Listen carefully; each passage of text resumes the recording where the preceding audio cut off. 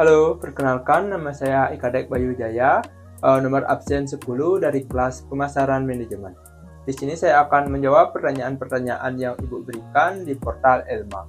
Baik, langsung saja untuk pertanyaan yang pertama, yaitu bagaimana langkah yang harus dilakukan UMKM kopi lokal untuk memperluas pasar ke luar daerah berdasarkan konsep SDP, serta bagaimana strategi tersebut dapat meningkatkan daya saing.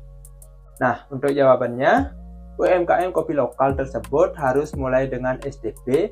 Yang pertama, segmentasi, yaitu membagi pasar agar jelas siapa calon konsumennya. Misalnya, anak muda di kota besar yang suka nongkrong dan kopi lokal berkualitas. Dan yang kedua, targeting, UMKM memilih salah satu segmen yang paling potensial. Misalnya, penikmat kopi usia 20-35 tahun yang aktif di media sosial, supaya promosi lebih fokus dan tidak buang biaya. Dan yang ketiga, positioningnya yaitu membangun citra kopi sebagai kopi lokal berkualitas dengan rasa khas daerah dan cerita asal-usulnya. Dengan strategi SDP ini, UMKM tidak lagi menjual secara umum, promosi jadi tepat sasaran, produk lebih mudah dibedakan dari pesaing, dan daya saing di pasar luar daerah menjadi lebih kuat. Nah, itu dia jawaban yang pertama tadi.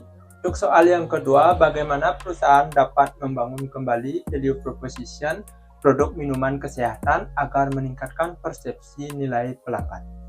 Jadi untuk jawabannya, penjualan menurun karena konsumen belum benar-benar paham manfaat produk. Oleh karena itu, perusahaan perlu menjelaskan kembali nilai utama produknya dengan bahasa yang sederhana dan mudah dimengerti.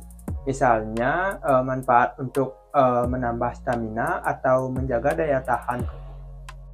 Manfaat tersebut harus disampaikan secara konsisten lewat kemasan dan promosi, serta diperkuat dengan bukti seperti kandungan bahan atau testimoni. Jika konsumen percaya dan merasa manfaatnya jelas, nilai produk akan meningkat di mata pelanggan dan penjualan pun bisa naik kembali.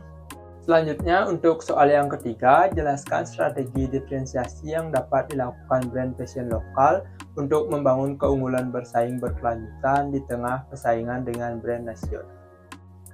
Jadi, brand fashion lokal dapat membangun keunggulan bersaing berkelanjutan dengan melakukan diferensiasi yang sulit ditiru, seperti menghadirkan desain dan identitas merek yang khas, menggunakan bahan dan kualitas produk yang lebih baik, membangun cerita merek yang kuat bernilai emosional, serta memberikan pengalaman pelanggan yang unik.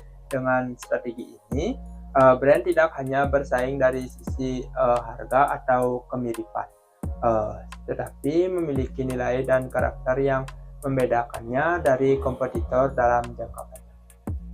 Soal yang keempat, analisis strategi pemasaran untuk memperbaiki customer relationship dan membangun kembali kepercayaan pelanggan pada e-commerce lokal. Jadi, e-commerce lokal tersebut perlu memperbaiki customer relationship dengan meningkatkan kecepatan dan kualitas layanan, seperti respon cepat melalui customer service, sistem chat yang aktif, dan penanganan keluhan yang jelas.